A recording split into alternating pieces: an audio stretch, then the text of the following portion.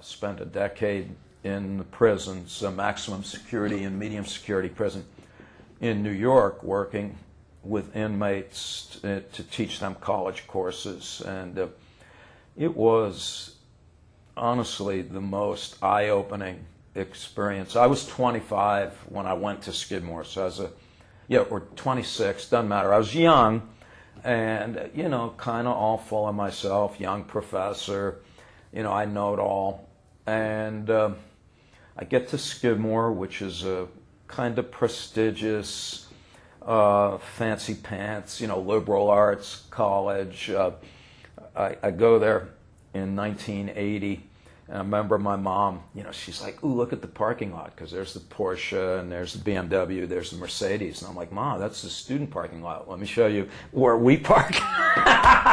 But anyway, all these privileged kids, and they're good kids. The Skidmore kids are great. And maybe we talk about that another time. But it's not a world I was familiar with. And then we get this opportunity to teach at the prison. And the Skidmore students at the time, great humans that they were never overly engaged academically. They saw their studies as an annoying intrusion on their social lives. So we get to the prison, and I walk in, and my first thought is, first of all, we need prisons. So I had this kind of 60s granola bar, oh, you know, we really don't need prisons. No, that's really bullshit, because you just need to see a couple of sociopathic child molesters / serial murderers to realize that, as James Gilligan put it, we need restraint, not necessarily punishment, however. So I'm like, okay, thank God for prisons. And then I walk in, and as I was saying at lunch, we had this orientation. They're like, these people are animals. Do not really even, don't look at them. Don't acknowledge them. You know, just go in, say some stuff, and walk out. But the classrooms, there were no guards in the classroom. So we were led to the school part of the prison.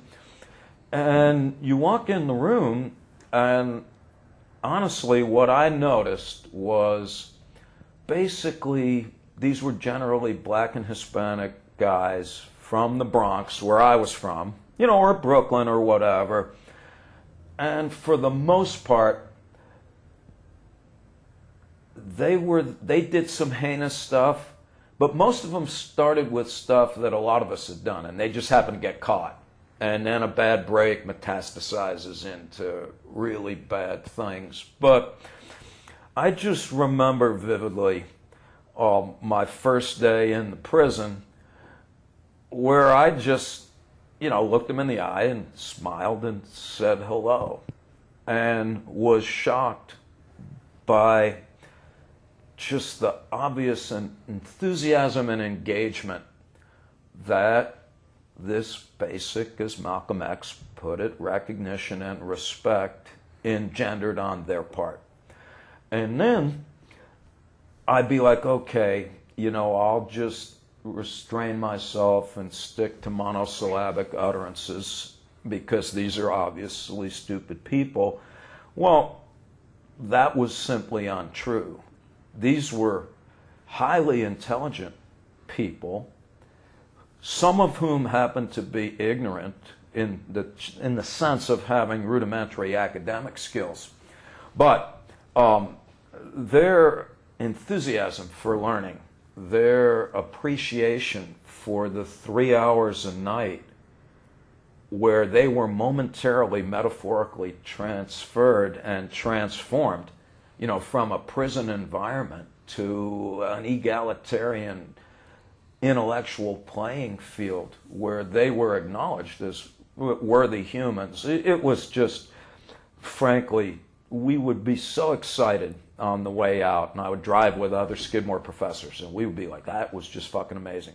And if you were to mention a book, if you would say, oh, well, you know, what you said is interesting, Marx said that in his economic and philosophical manuscripts of 1844, the next week, a guy would raise his hand and say, they had that in the prison library. I read it, and I've got a bone to pick with you. The point is that the prisoners They're just, they're lust, and lust in the positive sense of the word. They're lust for life. They're lust for learning. They're to see the dawning recognition that they were people, and as people imbued with possibilities. I like Kierkegaard's phrase that when you're conscious, that's awesome because it gives you the possibility of possibilities. I've always thought that was very cool. There's just nothing better.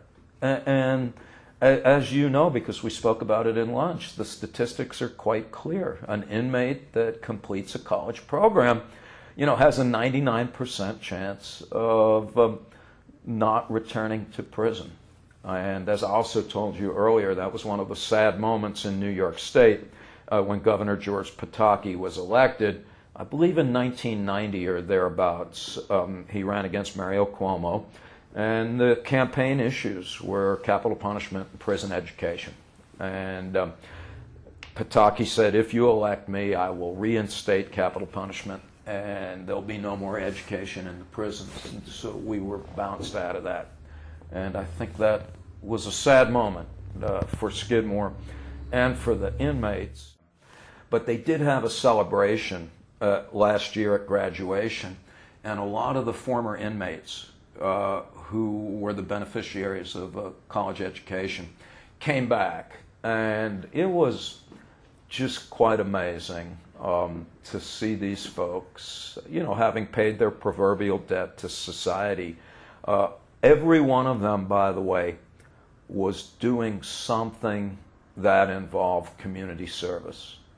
And I just found that revealing. I take no issue with folks that are preoccupied with material gain. I think we need that also. But I did think it was revealing that every one of these guys was a social worker, or I'm a drug or alcohol counselor, or I just help the homeless find places to live. I thought that was pretty neat.